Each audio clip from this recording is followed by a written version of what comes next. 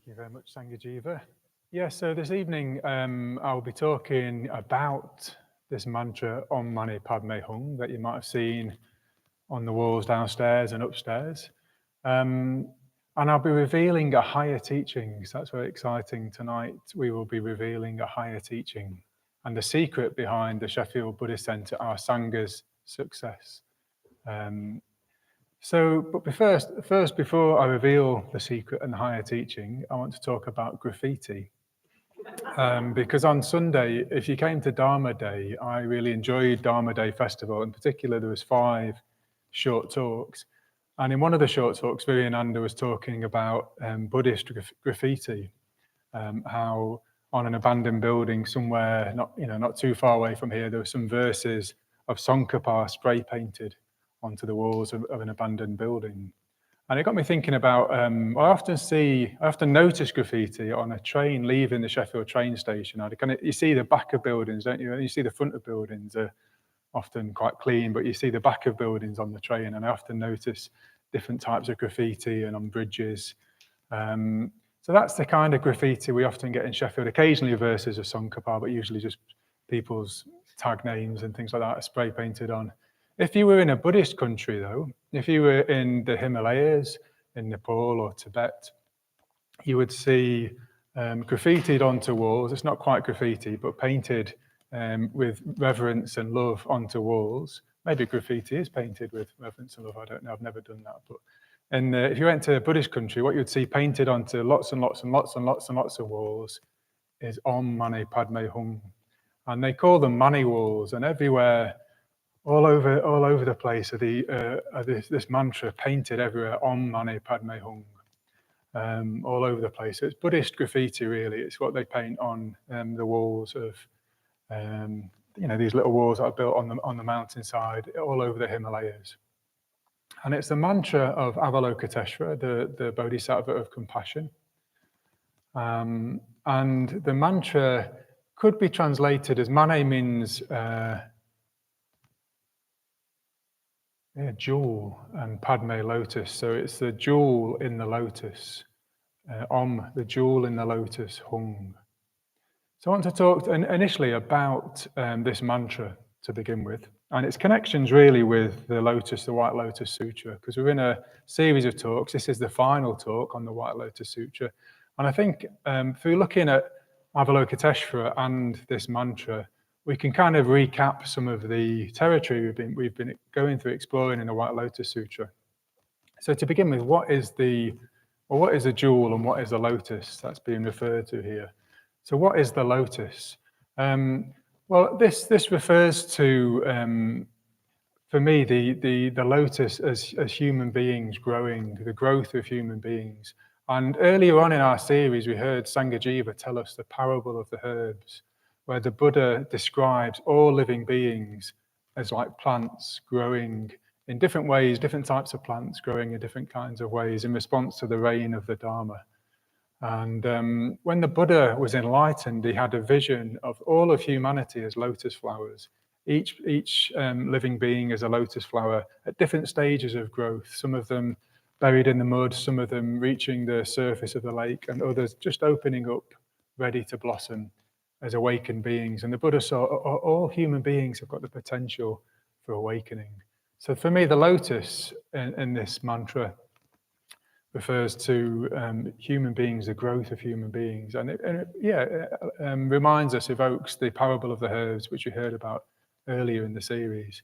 And we've heard other talks, other parables from the Lotus Sutra talking about treasures, talking about jewels.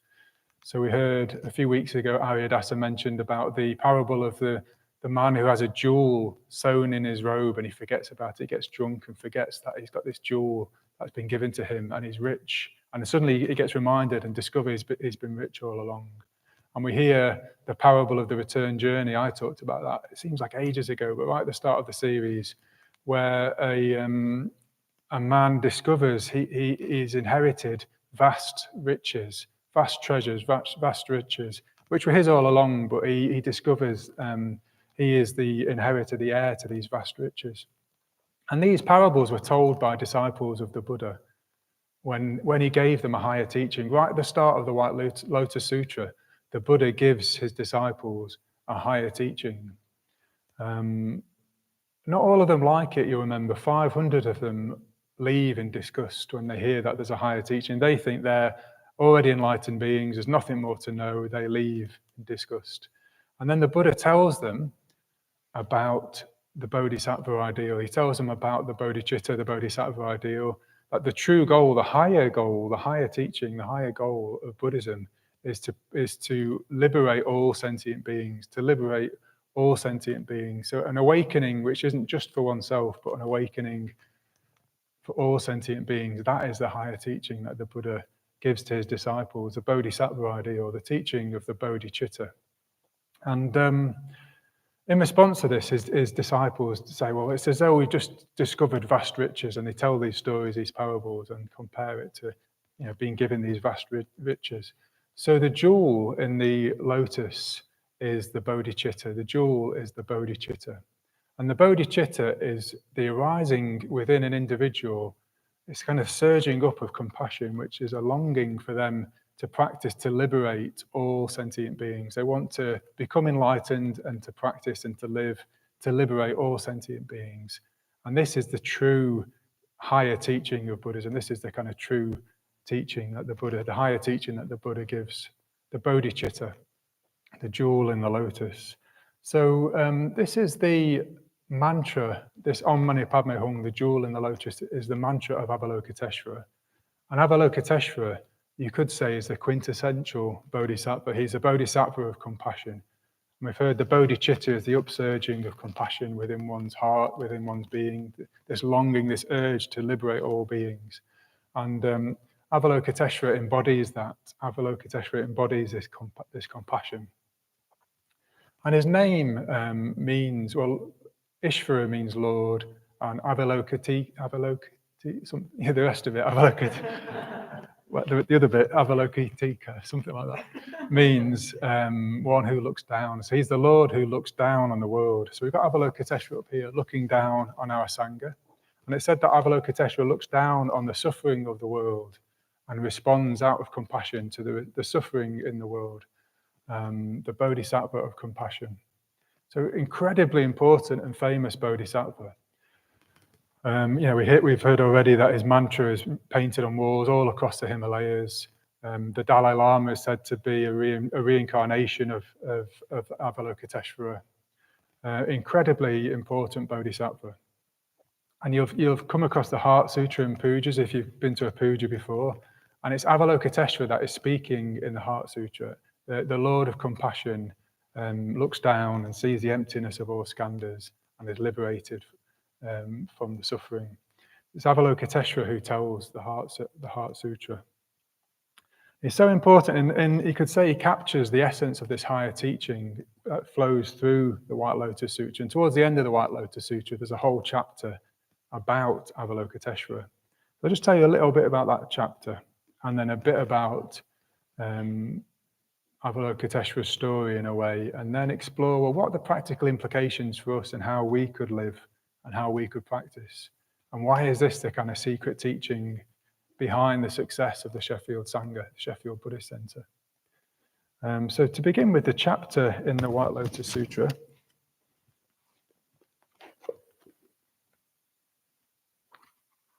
it's chapter number 25 of the White Lotus Sutra, towards the end. And in this chapter, the Avalokiteshvara is also given another name, a second name, the Bodhisattva Regarder of the Cries of the World.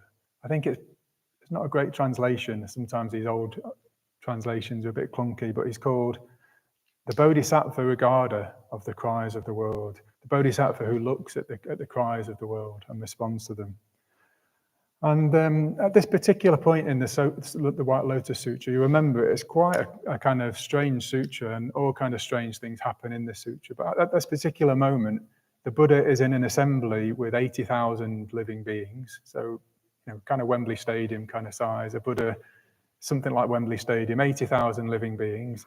There's a big, huge stupa has just appeared miraculously in the center of Wembley Stadium, and inside it is a universal, eternal Buddha who always lives outside of space and time, as well as the historical Buddha Shakyamuni. And a bodhisattva called Infinite Thought, who's part of this assembly, asks the Buddha a question. He says, well, why is Avalokiteshvara also got this other name, the Bodhisattva Regarder of the cries of the world? And the Buddha explains. And he talks about Avalokiteshvara and praises Avalokiteshvara in a few different ways. But to begin with, he just lists loads and loads of different types of danger or suffering or wish that you might have, and says, well, if somebody reads out the name, says the name, reveres Avalokiteshvara, let's find an example. Here's an example. If there be anyone who would keep the name of that Bodhisattva, regarder of the cries of the world, though they fall into a great fire, the fire will not burn them, by virtue of the supernatural power of the Bodhisattva's majesty.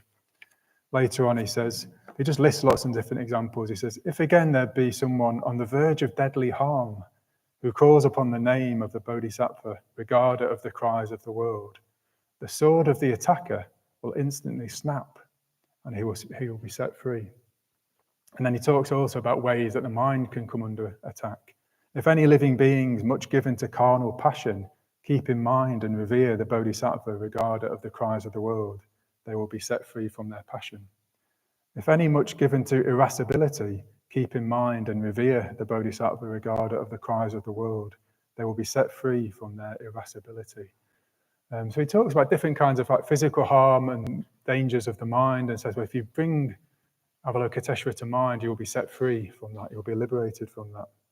And he talks about the blessings that will come from revering Avalokiteshvara. He says somebody could revere all the bodhisattvas, as many as the grains of sand of lots and lots of beaches, lots and lots of grains of sand. You could revere all those bodhisattvas, but if just for one moment you revere Avalokiteshvara, you get the same blessings.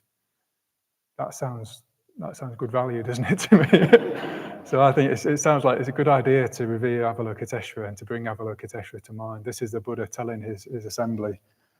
And then the Bodhisattva of Infinite Thought also asked the Buddha, well, what about the skillful means of Avalokiteshvara, the Bodhisattva regarder of the cries of the world? And the Buddha just lists all the different forms that Avalokiteshvara will take to teach the Dharma.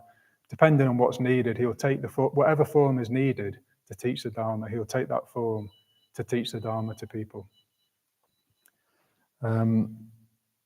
That might be Avalokiteshvara there. Call in to teach the Dharma on the mobile phone.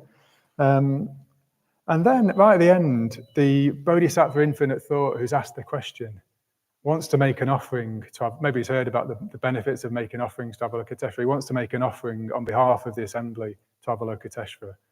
And Avalokiteshvara is convinced by the Buddha to accept the offering. So he takes the offering, breaks it in two, gives half of it to the Buddha and half of it to the infinite Buddha in the stupa. And then it's said that the whole assembly of 80,000 people, the bodhicitta arises in them. They have the thought of enlightenment, which is a translation of the bodhicitta arising in them. So that's this chapter about the importance of revering Avalokiteshvara and the benefits that come from, the blessings that come from revering him. And it might sound a bit far-fetched, mightn't it, that if you're in great danger and someone's attacking you and you bring to mind Avalokiteshvara, their sword will snap in half.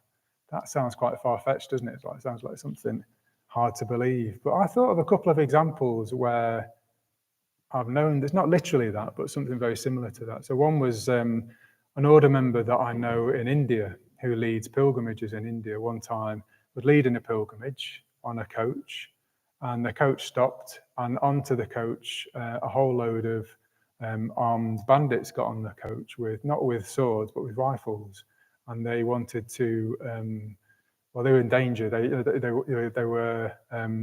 This was a dangerous situation, and they wanted to be driven to a particular place, presumably wanted to rob the people on the pilgrimage.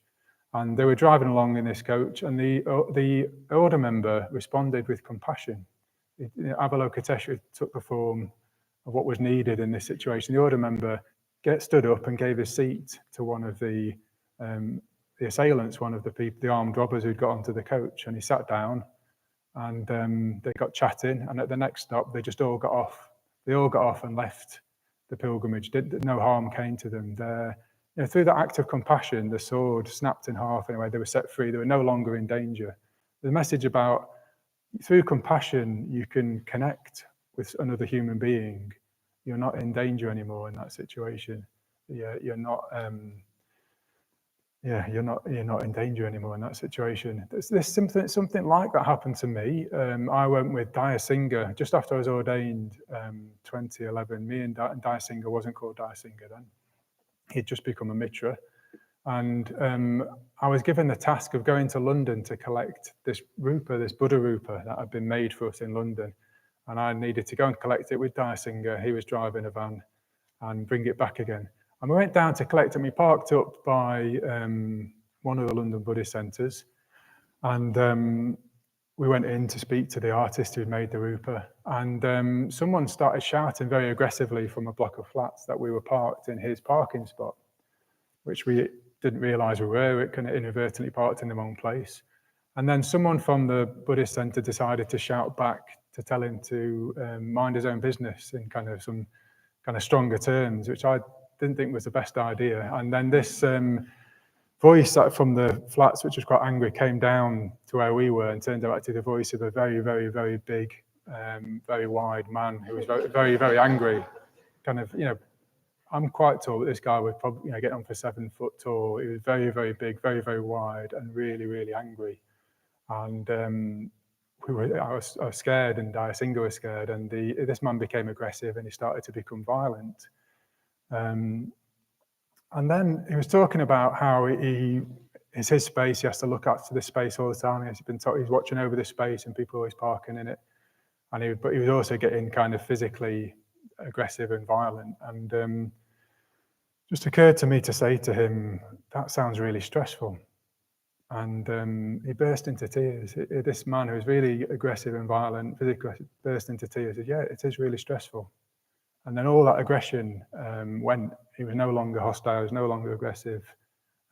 He was just upset. And I was convinced to go back and have a cup of tea, because that's probably what he needed, was to go and have a cup of tea, and we'd get on our way with the rupa. There's two situations where compassion as a response has actually protected Sangha members.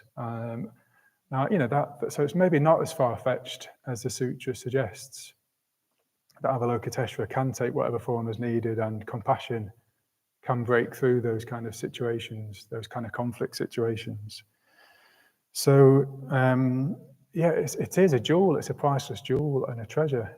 Compassion, this heart of compassion, is a treasure. And I want to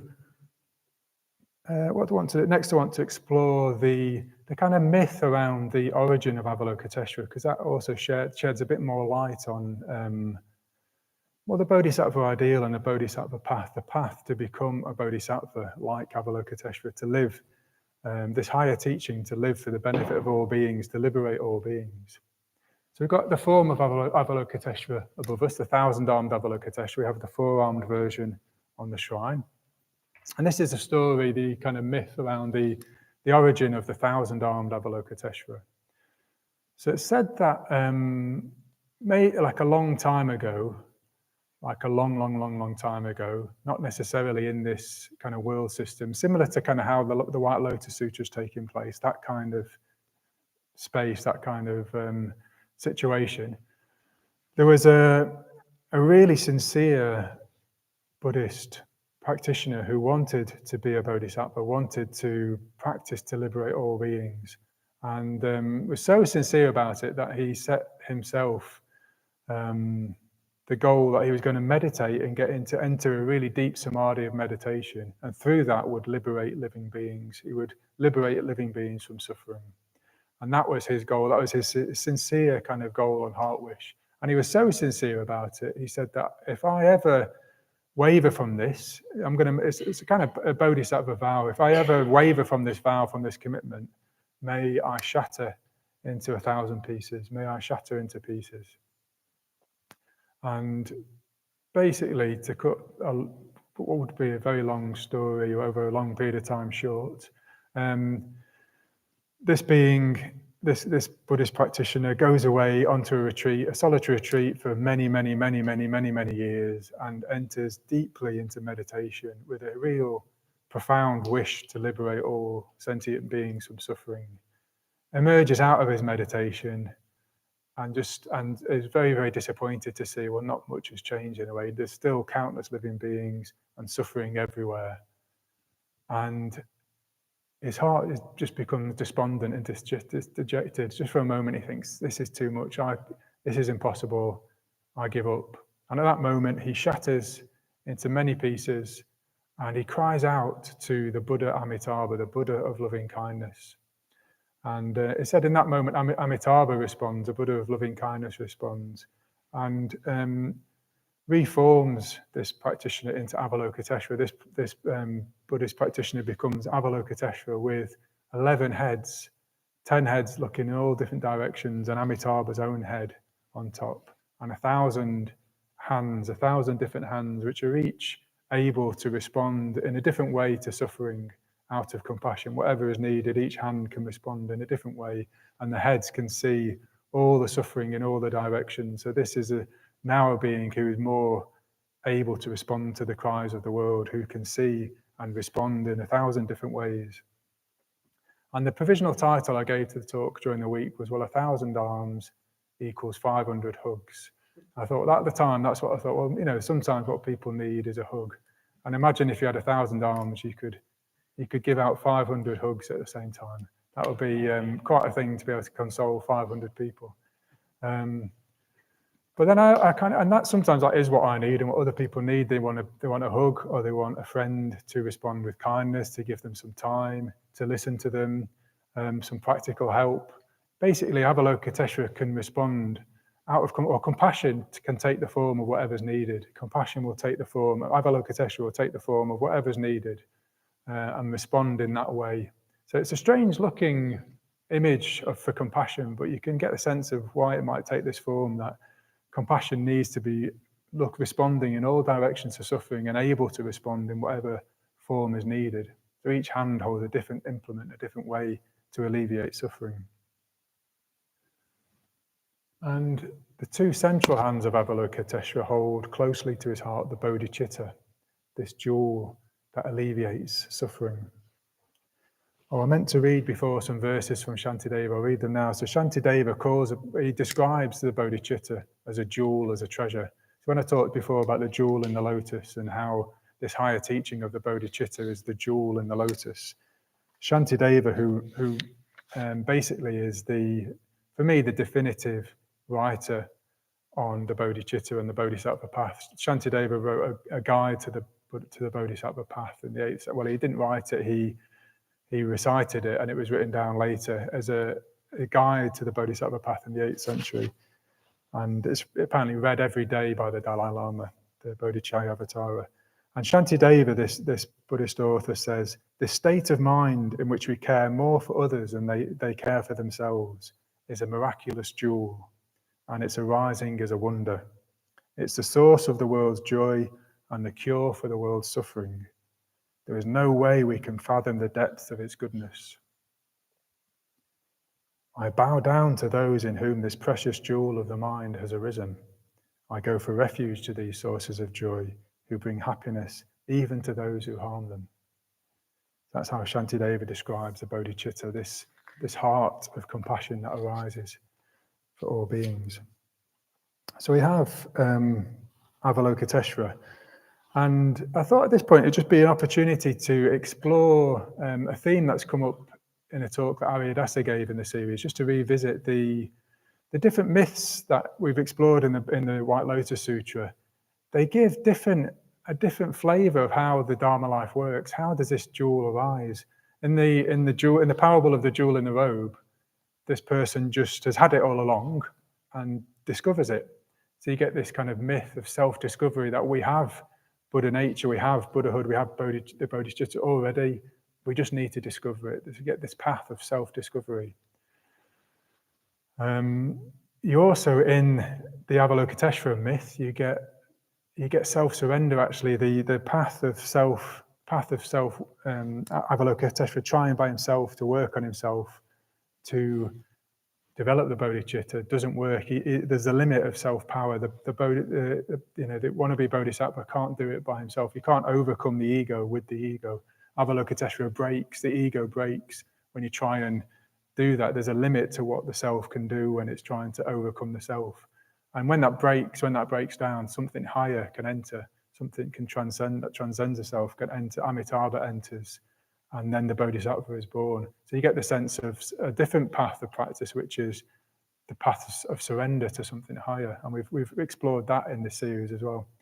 And then in the parable of the return journey, you get a son who has to do decades and decades and decades of work on himself before he's able to inherit the riches that have been his all along. So you get the path of self-development allied with self-discovery and self-surrender. So you get these different ways in the White Lotus Sutra which seem contradictory of describing how the path works. Do we work on ourselves? Is it me practicing ethics and doing the metta bhavana to become a kinder person? Is it me opening up to something higher which is going to manifest through me? Is it me discovering I'm already a Buddha? And how, the White Lotus Sutra says, well, it looks like it's a combination of all these three things, which is quite, it's quite confusing, actually, and kind of, a bit of a paradox. But it seems to be that we have to work on ourselves to develop ourselves, so to create the conditions for something radically different to arise within us. And that is my model for the Dharma life. That's how I relate to the Dharma life. From all these different perspectives, I'm working on myself for the benefit of other people to reach a point where something can manifest through me, which is radically different. That's my model for practice. I think that's what the White Lotus Sutra is telling us. And the myth of Avalokiteshvara goes away in a cave, works on himself for ages and ages and ages, but can't do that by himself. The ego breaks down as something bigger than that, transcendent, arises within and turns him into a bodhisattva. So I think that's a bit about the myth of Avalokiteshvara and these three myths of how does the Dharma life work. Is it me doing the work? Is it something from outside of me? Is it a combination? Well, practice and find out. That's maybe the thing to do. Practice and find out. Okay, so there's some dangers inherent with the Bodhisattva path and the myth of Avalokiteshvara. Well, one danger is it just sounds so overwhelming that we give up, like Avalokiteshvara did. You just think, actually, I can't alleviate all beings. What's the point? Let's just have a nice, comfortable life and get on with samsara. Why practice to liberate all beings? That's impossible. There's too many beings. That's impossible. So that's one danger, is we just get despondent in the same way as Avalokiteshvara did in that story. Another danger is we become inflated. Our ego, which we're trying to kind of overcome, thinks, I'm really good at this. I'm a really good Buddhist. I'm doing the best thing I could do with my life. I'm practicing for all beings. I'm brilliant, aren't I? What a brilliant Buddhist I am, practicing for all beings. And suddenly we're kind of back where we started, with a really inflated ego, thinking we're a really great bodhisattva who was going to practice for all beings. So there's an inherent danger of either becoming despondent or inflated with this approach to the Dharma life. We could, I'm a superhero. I'm going to practice for all beings. I'm going to liberate all beings. So to counter that, our teacher Sangharakshita has suggested that instead of thinking of ourselves as a bodhisattva or as a aspiring bodhisattva, we should think of our order and our community as a bodhisattva. So Sangharakshita has said, our order is literally the thousand-armed Avalokiteshvara. And that's quite a thing to have said or to have written. He didn't say it's a metaphor for, or it's a myth, or it's a bit like it. He just said it is literally the thousand-armed Avalokiteshvara. So that's quite a thing to ponder and to reflect on, that Sangharakshita saw the order as a direct manifestation of the thousand-armed Avalokiteshvara. Okay, and now we get the secret teaching of the Sheffield Buddhist Centre, the success of the Sheffield Sangha. So if there's people from other Buddhist centres tuning in on YouTube or listening on Free Buddhist Audio, sometimes they do, often I get asked, and other people might get asked, why is the Sheffield Sangha so good? Why is the Sheffield Buddhist Centre so successful when other Buddhist centres aren't? And when they get smaller Sangha nights, they can't even have a Sangha night because people don't come. What's different about the Sheffield Buddhist Centre? What makes it so good? And this is the secret. This is the secret behind why the Sheffield Buddhist Centre and Sangha is so good and so successful. It's the Bodhisattva Ideal and the Bodhicitta, that we see our community as the thousand-armed Avalokiteshvara, or we are aspiring to become the thousand-armed Avalokiteshvara in Sheffield. We are trying to see our community as a Bodhisattva, because I think it's probably not realistic or helpful to think of ourselves individually as a Bodhisattva, but we can think of our community as having that impact in Sheffield and in the world, actually, that we together can create a Bodhisattva in Sheffield. We can create a Bodhisattva's Buddha field, a pure land, a place where people can enter. You could say a field of lotuses which are all growing, and other people can enter, and they can grow. It creates the conditions where people grow towards enlightenment. That's our kind of secret, or not so secret, myth of the Sheffield Buddhist Centre. So we see that, we invite you to see yourself as a Sangha member, as a hand of Avalokiteshvara, and together as a Sangha, we can make a difference in the world. We can make a difference in our community. You might be going off into your workplace or your family situation, or wherever it is that you are day to day, making an impact in whatever way you can in Sheffield. But together, when you think of all of the hands of the Sangha going out into the world, out into Sheffield, that's quite an impact that we are making collectively. There's two practical things that I would invite you to think about in terms of your practice, in terms of the Bodhisattva Ideal, and thinking about the Sangha, thinking about your practice in terms of the Sangha. So the first one is adopt the attitude of a Bodhisattva in a small way. So a small way, it'd be, but a very, very significant way. Adopting the approach of the Bodhisattva will be starting to think, instead of what can I get from this particular situation that I'm in, so instead try to think, what can I give to this situation that I'm in? What can I contribute to this situation that I'm in? So it could be your home situation, it could be a work situation, it could be a Sangha situation. What can you give to that situation? And that could radically change your experience of that situation. I remember Vidanya giving an example years ago in a talk where he used to go and visit his parents, his aging parents, who have both passed away now. But at the time, Vidanya would go and visit his parents and not enjoy it. He'd find it an unpleasant experience because they were elderly, they'd have the TV on very, very loud, and Vidanya didn't like to watch the TV. Maybe they'd have the central heat on really, really hot. And just an environment that Vidanya found really uncomfortable. So he'd be there visiting his parents thinking, I'm not enjoying this, I want to leave, basically. And it dawned on him that instead of thinking about what he wanted from the situation, he could think about what he could give to the situation. He realized he was going to visit them for them. And when he just changed the situation around, he was going to visit them for them, his experience of the situation radically changed, and he was freed up, liberated to be able to enjoy the situation and to give to his parents. So that's an invitation to think, and it might be something to discuss in your groups. Is there a situation in your life, or maybe in the week coming up, that could be transformed, changed around by adopting this approach, this altruistic approach? Instead of thinking, what am I not getting from this situation which I want? Or what can I give to improve this situation? And I was minded of, I used to have a different role until recently. I was a Mitra convener for men for a very long time. So I'd have a lot of conversations with men about their Mitra study group. And quite a few times I'd get men coming to me, or sometimes I'd get men coming to me saying, I don't like my Mitra group. I want to leave it. It's not working for me.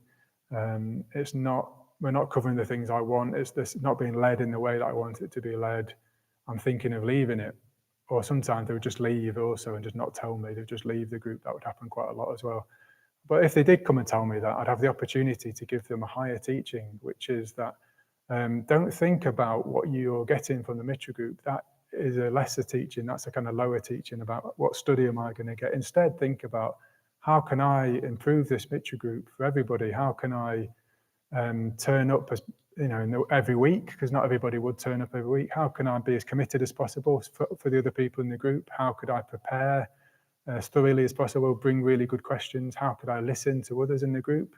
How could I make the group better? What could I give to the group? That's the higher teaching. You're not going to Mitra study for yourself. You're going to Mitra study for everybody in the Mitra study group.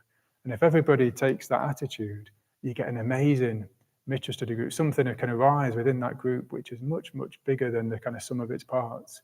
So that's the secret teaching for Mitra study groups, the higher teaching. You're not going to get out of it what you can get out of it. Give what you can, and everybody gets an amazing Mitra study group. So that's the higher teaching. And then you can think in terms, the second thing I'd invite you to do is think about your own practice, your own Dharma practice. Maybe not in terms of it being your practice, but that you're part of a Sangha, you are part of a spiritual community, whether you realize it or not. You are part of an amazing spiritual community. And the more you practice, the better the spiritual community gets. The more everybody works on themselves and becomes more ethical, studies the Dharma more, clarifies their mind, the deeper their meditation practice goes, the better the community gets. And then the more you see your practice in those terms, the more, for me, the more I want to meditate, because I'm not just meditating for me. I can wake up and think, oh, I've had a bad night's sleep, I don't want to meditate. But I'm not just doing it for me, I'm doing it for you guys, I'm doing it for everybody in the spiritual community. And if my meditation practice gets better, everybody benefits from that. So if we all adopt that approach to practice, the community becomes amazing. And that is what's happening in Sheffield. We've got an amazing spiritual community with people regarding themselves as being part of a community. People don't just turn up to get a class once a week. They see themselves as part of a community, and they've got this sense that they're practicing as part of a community. So when somebody in that community gets ordained, like we heard about, we're going to welcome back 2 order members on Sunday, the whole community gets a lot better because we've got 2 new amazing order members that we didn't have before. We have, when we have new people become mitras, amazing. When people want to come to the class for the first time, week 1 of a beginner's course, you get 20 or 30 people wanting to support the course, because it's amazing that new people want to join our community. So if everybody has this sense of we're all part of this community, something can arise through that. Well, Avalokiteshvara and the Bodhicitta can arise through that. And Sangharakshita says the Bodhicitta is more likely to arise, to manifest through a community that are intensively practicing together. That's the conditions when the Bodhicitta is more likely to arise. And that is the vision behind Sheffield Buddhist Centre, is that we are a spiritual community practicing intensively for each other so that the Bodhicitta can arise within us. This jewel, this amazing jewel, can arise within this amazing lotus of our spiritual community. So, yeah.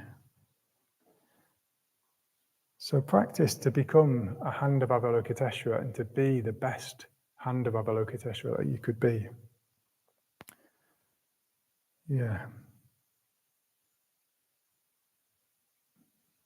I think I might have reached the end of the talk, because in a way there's probably, I'm not quite finished, because I want to end by saying some verses, but anyway, there's probably nowhere left to go from there. That we, in a way, Sheffield Buddhist Centre is the higher teaching. It's the higher teaching to end the series on the White Lotus Sutra. This is the higher teaching that the Buddha gave to his disciples, and not all of them were receptive to it. 500 of them couldn't take it and left, but those that did felt like they'd been given this vast treasure, so much so that it's as if they'd inherited vast riches that they had all along, but they didn't realize this is what the Dharma is actually about. It's for this. And when you practice in this way, you become so rich, your life becomes so rich, so full of meaning, so valuable. So this is the higher teaching that the Buddha gave in the White Lotus Sutra. And the parables, in a way, and the mantra and Avalokiteshvara kind of themed, they flavor the White Lotus Sutra, the Bodhisattva path, the Bodhisattva ideal. So it seems fitting to end by evoking Avalokiteshvara and sharing that this really is the secret of the success of the Sheffield Buddhist Centre, that we're trying to build a spiritual community, a Buddha field, a pure land that more and more people can benefit from, that gets stronger and stronger, more and more powerful, so that the Bodhicitta Avalokiteshvara can manifest here in Sheffield. So I'll end with some more beautiful verses about the Bodhicitta from Shantideva, the 8th century Buddhist saint. And he's describing, well, in the story, the myth of Shantideva is that no one realizes how special he is because he sleeps all day apparently, and they don't see him do any of the tasks. But what he's doing is cultivating this attitude and paying reverence and devotion and studying. He's working intensively, and they ask him to give a talk thinking he's going to be humiliated, and he just recites these verses about the Bodhisattva path and the Bodhicitta. So he's speaking these verses in praises of this great jewel, the Bodhicitta. So he says, just like a blind man who by chance finds a jewel in a heap of rubbish, so by some chance this precious attitude has arisen in me. This is the elixir of life that puts an end to death. This is the priceless treasure that ends all poverty on earth. This is the supreme medicine that cures the world's disease.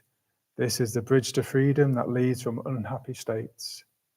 This is the moon of the mind, whose light banishes our darkness. This is the brilliant sun that burns off the mist of delusion. This is the essential butter from churning the milk of the Dharma. For the whole caravan of humanity, traveling the roads of existence in search of happiness, this will give them joy. Today, in the presence of the Buddhas, I invite the world to be my guest at a great feast of delight. May humans, gods, and all beings rejoice.